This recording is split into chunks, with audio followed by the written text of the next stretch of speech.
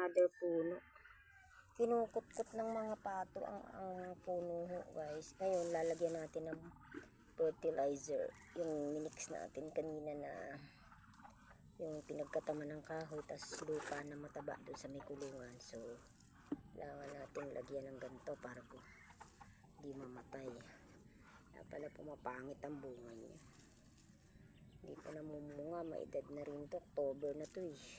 October na dapat. Ayan.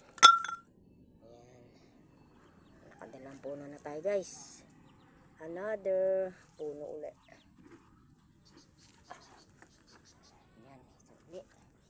Kasi hindi po pwede yung nakalabas yung mga puno nila, guys. Ayan, ang pangit ng puno. Mamamatay sila. Kailangan may fertilizer na ilalagay na organic.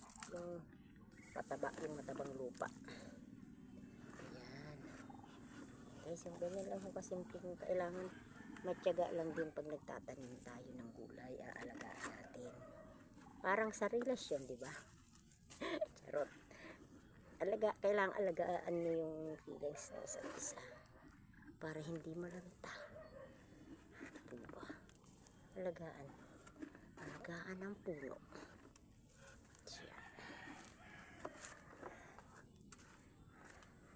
Next, ito na naman, oh.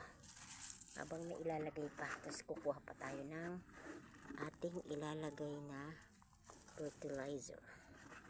Ayan ho, guys, yung kakaunti na. Ilalagay ko dyan. Gagawa ulit tayo ng fertilizers. Mix lang na pinagkatama, tapos yung matabang lupa galing sa kulungan. Ano, okay na po yan.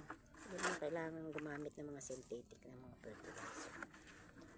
Okay na ho yan. Tapos pag nababasa, umuulan, so gaganda rin ho yan. Promise. Ayan. Ubus na yung isang kan. Bye ho, kukuha muna ulit tayo.